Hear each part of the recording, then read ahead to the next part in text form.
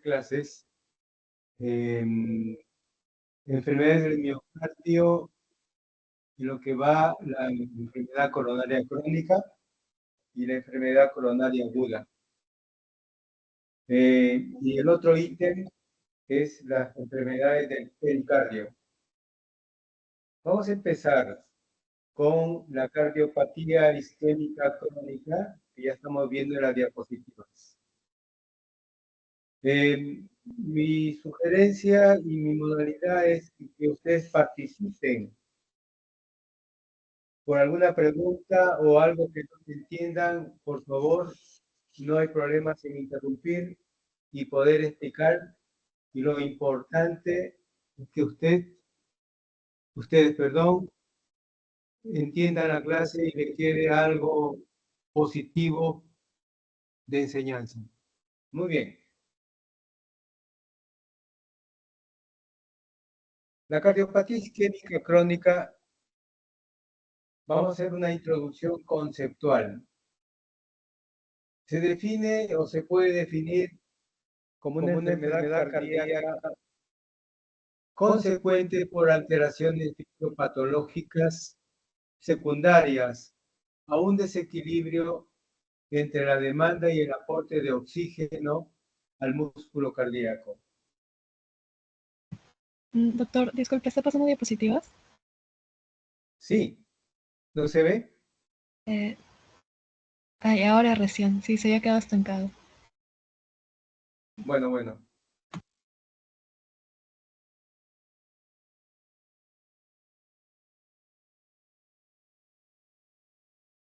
¿Ahí me escuchan? Sí, doctor. Bien.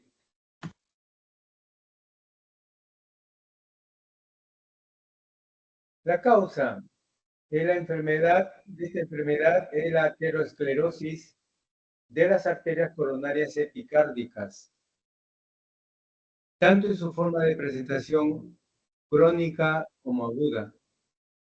La crónica probablemente, y eso ya está establecido, la presencia de placas que van a disminuir el diámetro de la luz del vaso. O la aguda, producto de una lesión de estas placas que por alguna fisura y posteriormente la formación de trombos genere la obstrucción de la circulación. Esto ya considerando que se trataría de una placa inestable. Esta presentación o esta modalidad aguda va a conformar lo que ya vamos a ver después en la siguiente clase, en el síndrome coronario agudo.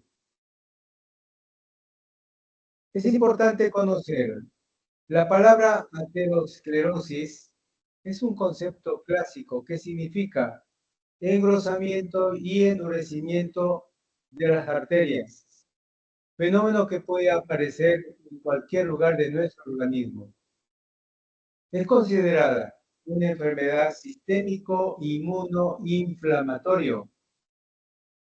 Por supuesto, enfermedad de arterias mediada por lípidos que son los responsables de la formación de la placa de ateroma. También esto es conocido. Esto es una enfermedad que no aparece a mayoría. Prácticamente el ser humano nace con una predisposición y a temprana edad ya empieza a deteriorarse el endolumen de las arterias. Esto es lo que da cabida a la inflamación, a la vulnerabilidad del endotelio y al acopio de moléculas, de sustancias, fundamentalmente de colesterol, que se van a organizar y formar la placa de ateroma, como vamos a ver después. Esto es importante en concepto. Es una enfermedad sistémico inmunoinflamatoria. Doctor, disculpe la interrumpa, se quedó paralizado de nuevo las diapositivas. ¿Cómo? Ahora sí está avanzando, solo que a veces se queda paralizado las diapositivas. ¿Ahí se ve? Sí, ahora ya. Lo que siento yo una redundancia en la voz. Sí, está en dos dispositivos. ¿Cómo? Se encuentra en dos dispositivos diferentes. ¿No lo escuché bien? Sí, se encuentra en dos dispositivos, aparatos diferentes.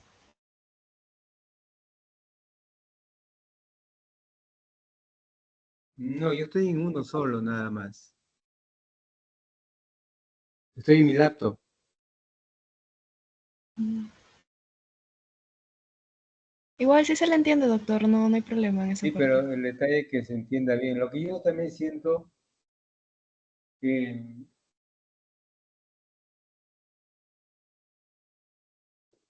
¿Ahí me escuchan? Sí, doctor, claro. ¿Mejor? Mejor. Ya.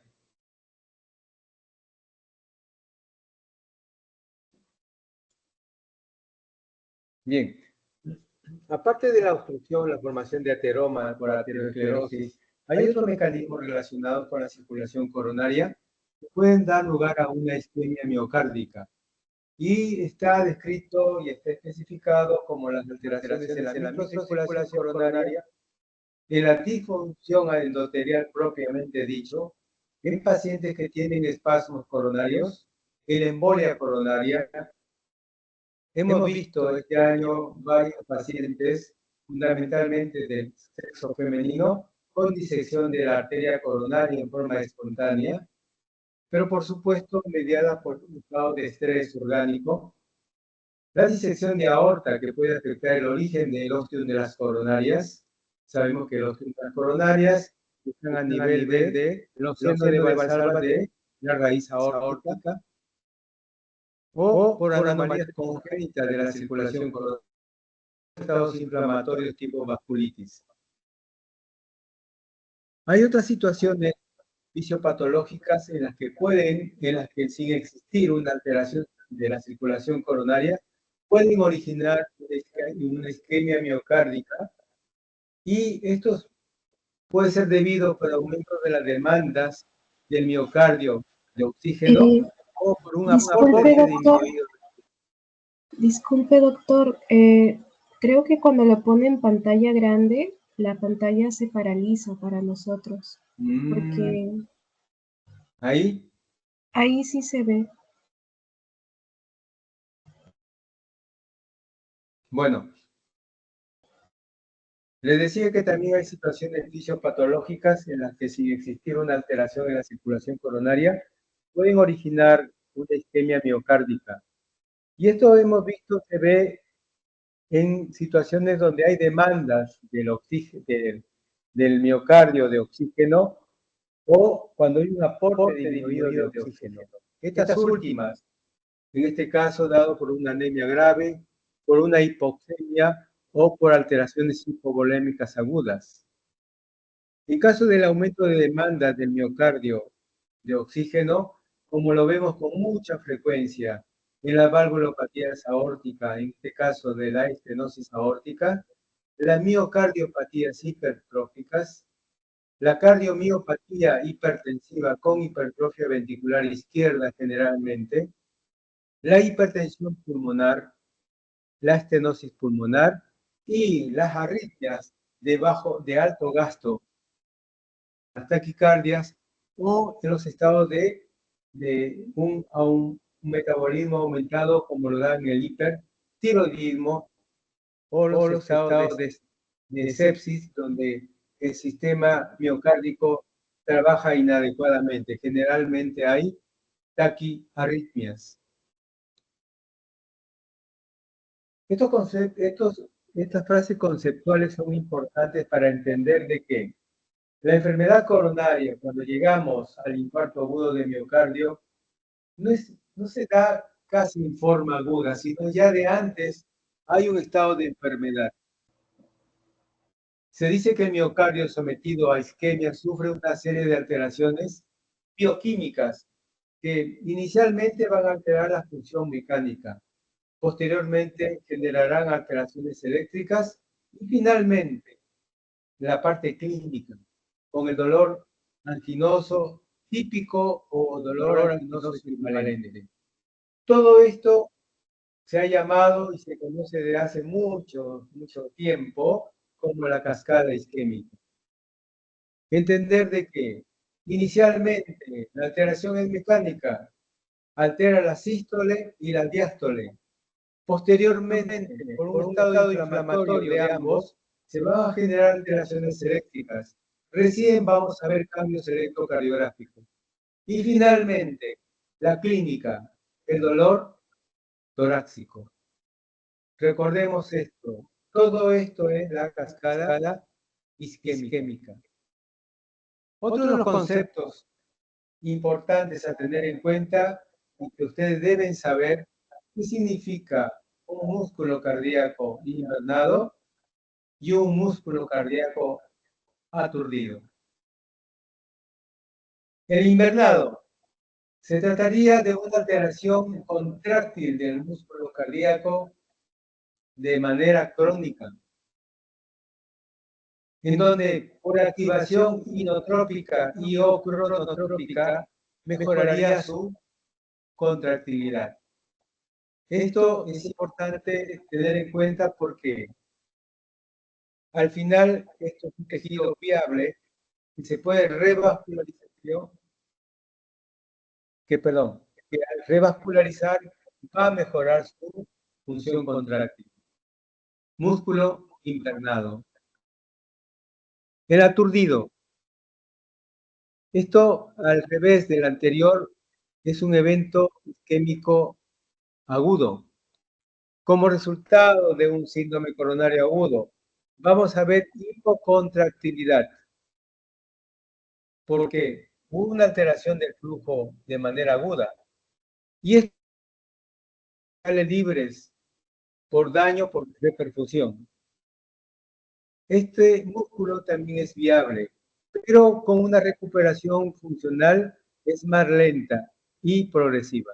Se supone de que el paciente tuvo un infarto, se dio un diagnóstico coherente y rápido, tuvo un tratamiento del síndrome coronario agudo a tiempo, probablemente se revascularizó y el paciente quedó con este tipo de músculo, pero que se va a recuperar con el tiempo. Esto se llama miocardio aturdido.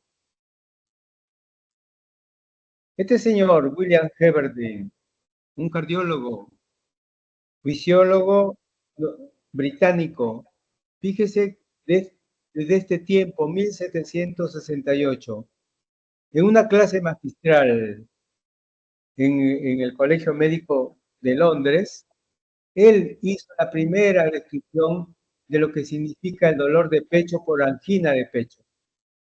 Él decía que había una enfermedad en el pecho que se caracterizaba por síntomas violentos y peculiares. Él le llamó por las características una angina de pecho. Aún más, él describe de que este manifiesto se desencadena al andar, es una sensación extraordinariamente penosa y que el paciente se siente con un sentimiento de aniquilación y de mucho miedo a una muerte próxima. Pero lo importante es de que si estos pacientes hacían reposo, mejoraban las molestias.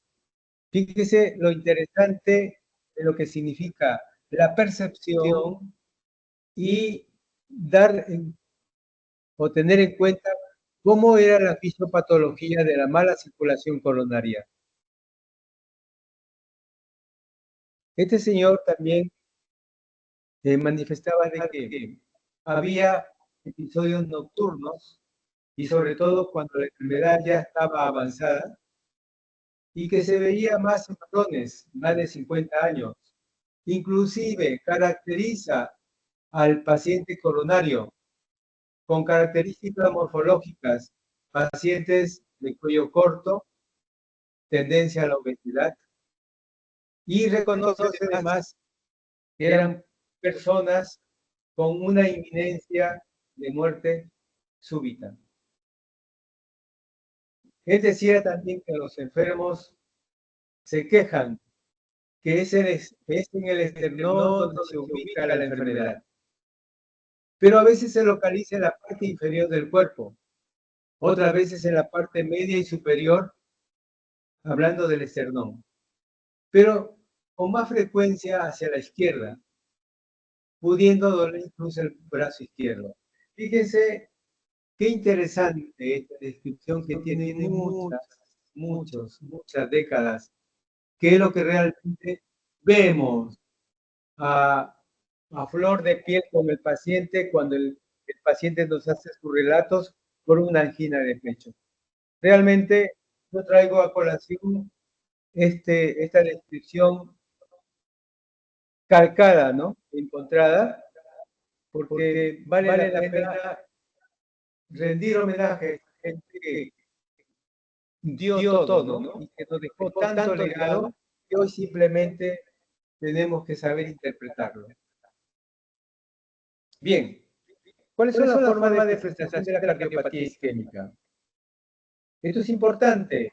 Entiendan de que hay pacientes asintomáticos, pacientes que tienen un dolor de pecho de manera crónica y pacientes que tienen sintomatología aguda, en donde están englobados los síndromes coronarios. Y finalmente, los pacientes que tienen muerte súbita, que no sabemos de qué se murieron, pero altamente probable de que fue por enfermedad coronaria.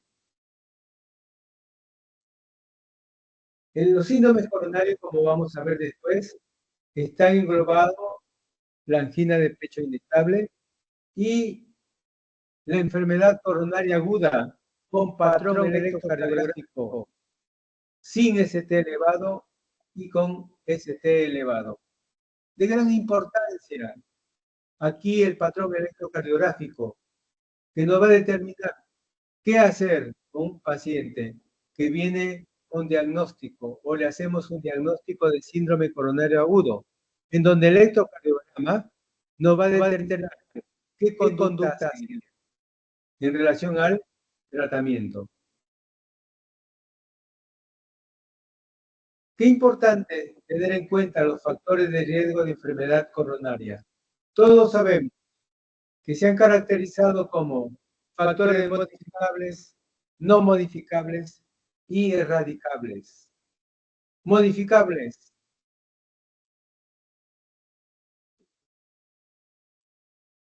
Perdón, aquí hay un lapsus. Aquí son no modificables. Son los, perdón.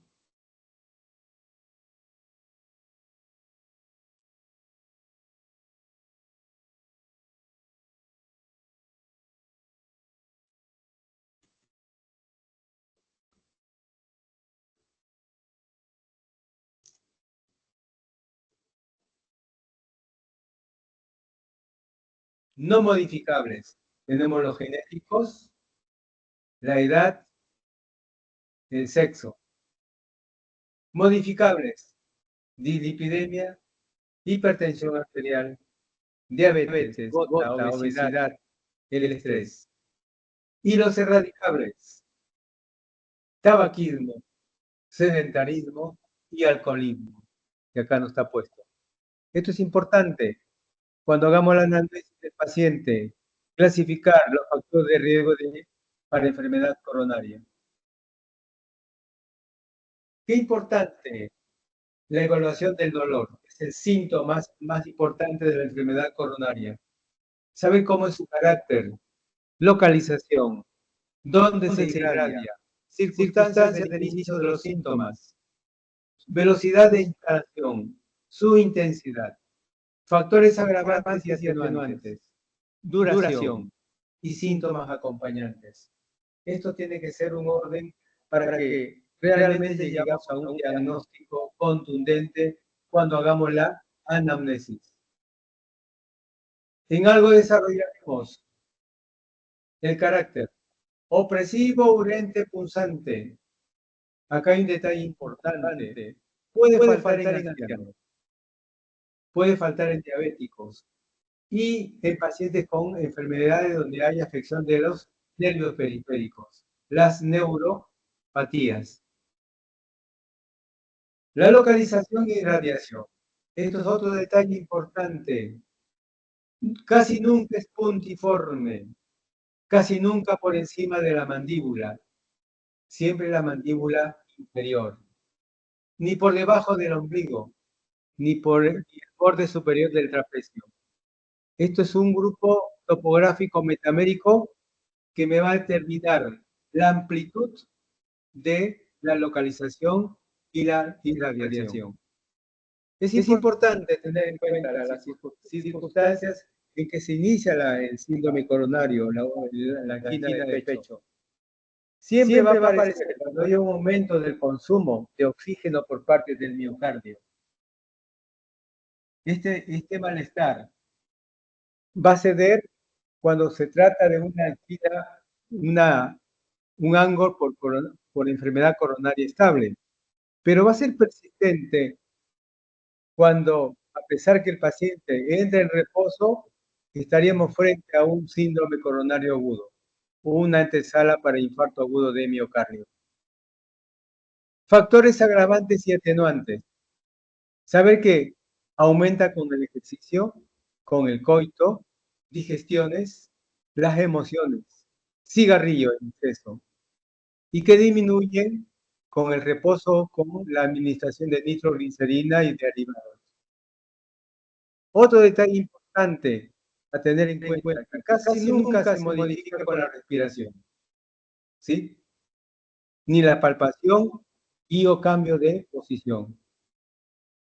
Y tener en cuenta otro detalle, si es un infarto agudo de miocardio, solo va a calmar con los analgésicos opiáceos. La evaluación del dolor. Casi nunca menos de 1 minuto. Estamos hablando de la angina de pecho estable.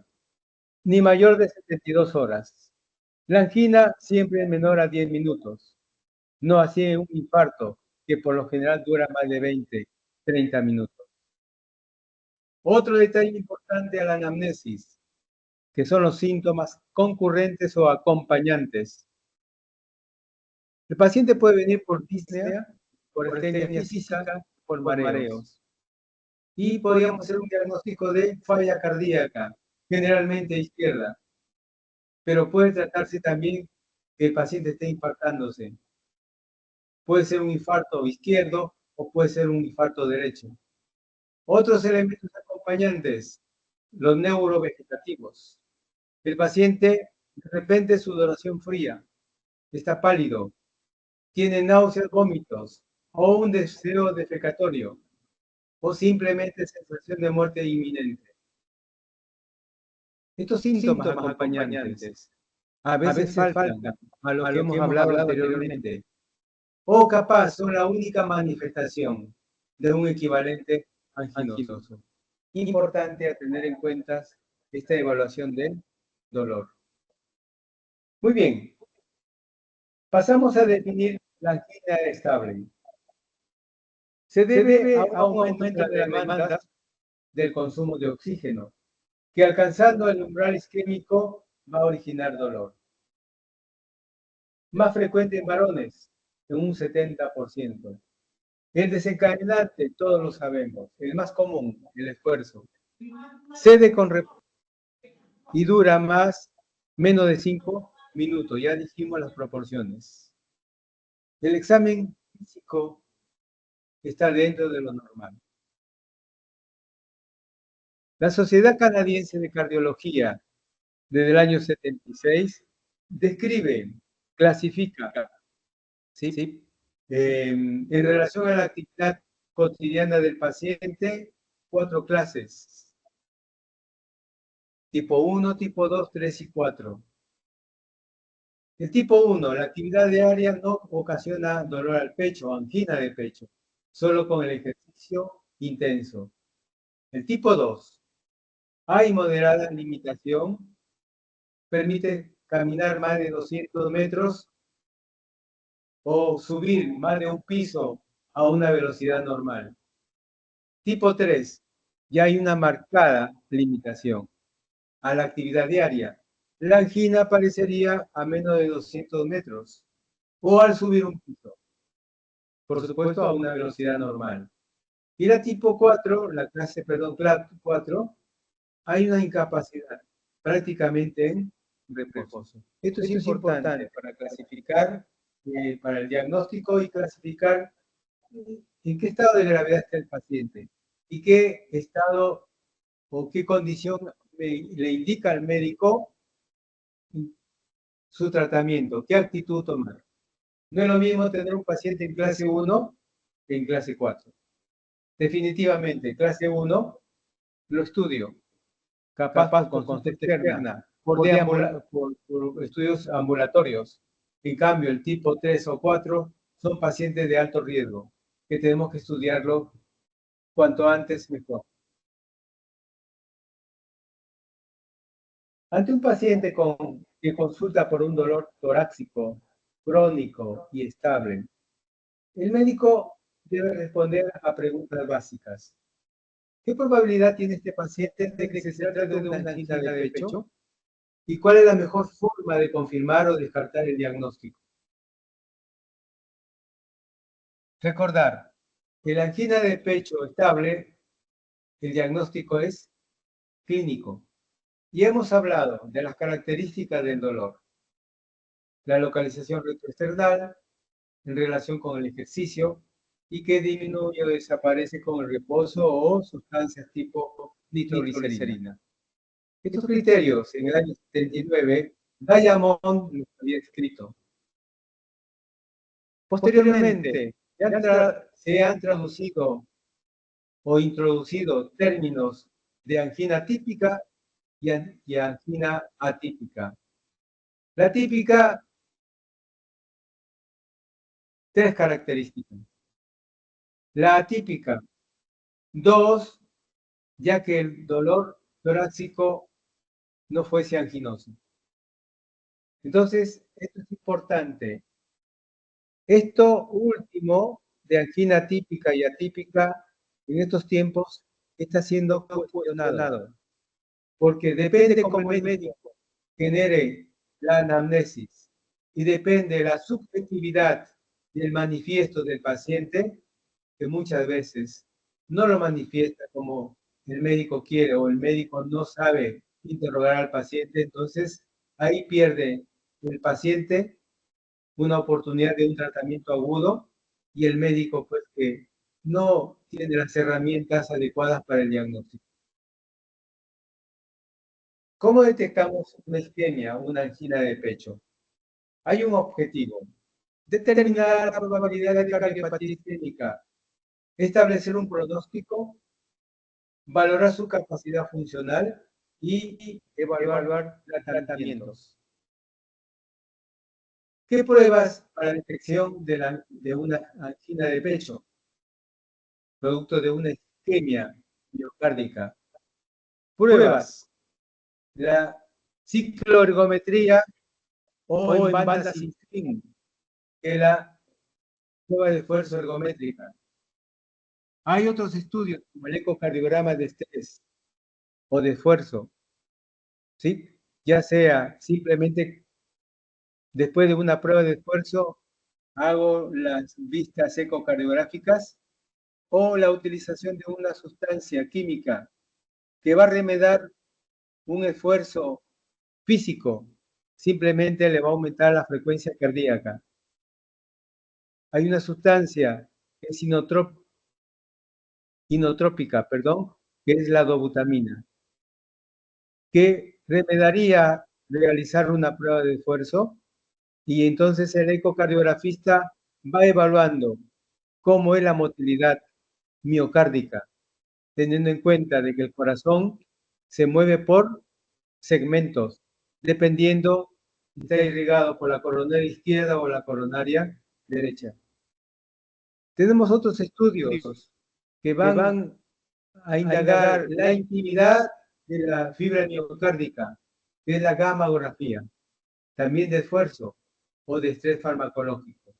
Y al final, la gran mayoría de estos pacientes van a un estudio determinante, que es la cineangiocoronariografía, vulgarmente llamado cateterismo. La cine-angiocoronariografía tiene indicaciones precisas. Está indicado en pacientes de alto riesgo por pruebas no invasivas. Indicativo en la angina estable severa. Indicativo en la angina estable en pacientes programados para cirugía cardíaca, para cirugía mayor no cardíaca. Me explico. Es un paciente que tiene síntomas y estudios electrocardiográficos y ecocardiográficos para una enfermedad coronaria, pero tiene que ser operado a corto plazo, por decir, por una colecistitis, por una hernia que tiene alto riesgo de ocluirse, de volvularse. Entonces, tenemos la obligación de hacer la cine-angiocoronariografía porque son pacientes de alto riesgo que pueden infartarse durante el intervencionismo de una cirugía mayor, que sería más deleterio que dejar de operarlo. El diagnóstico también no concluyente o cuando hay resultados conflictivos en estudios invasivos, pero donde la clínica de enfermedad coronaria es altamente sugerente de una enfermedad coronaria. En ese sentido, es indicativo la cine-angiocoronariografía. Bien, entonces estamos con el elemento concluyente para el diagnóstico de enfermedad coronaria. El diagnóstico es clínico.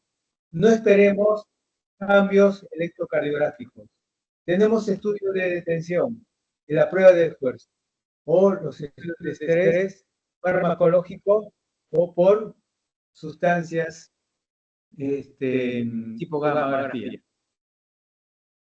Tratamiento de la enfermedad coronaria. El objetivo del tratamiento de una angina estable es reducir los síntomas que nos y de la isquemia, por supuesto. Prevención de muerte cardiovascular precoz. Prevención de la progresión de la enfermedad coronaria que me lleve a corto o mediano plazo a un infarto agudo de miocardio o que me lleve a una falla cardíaca, a una disfunción ventricular y, por supuesto, a una insuficiencia cardíaca.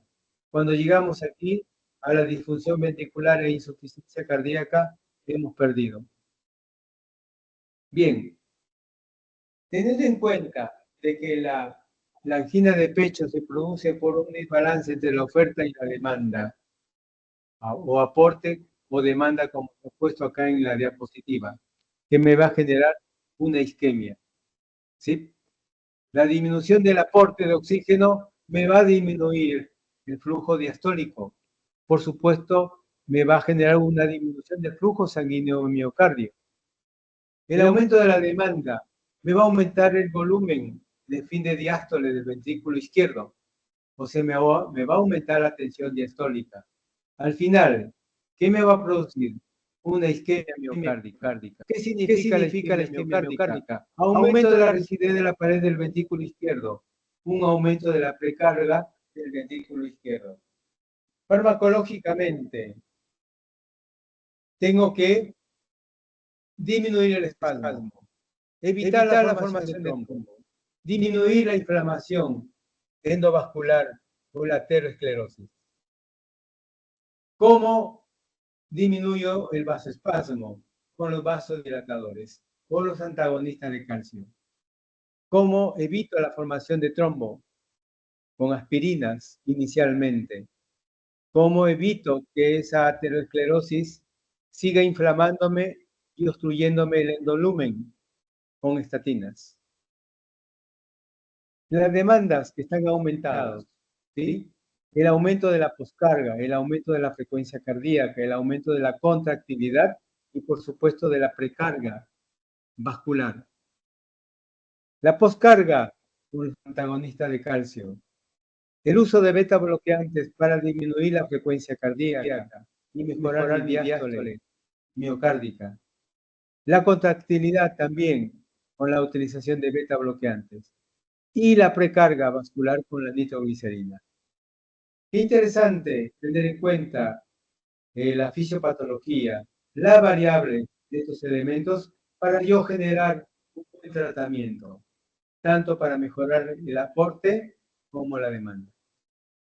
Aquí tenemos en esta tabla los agentes farmacológicos utilizados para la profilaxia y el tratamiento de la angina de pecho, su mecanismo de acción y sus efectos adversos, que es muy importante a tener en cuenta cuando indicamos un medicamento.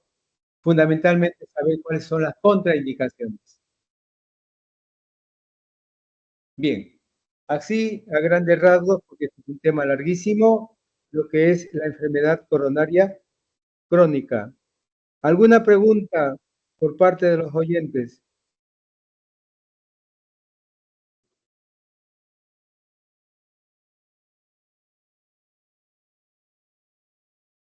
Bien, Ninguna, doctor, todo bien. pasamos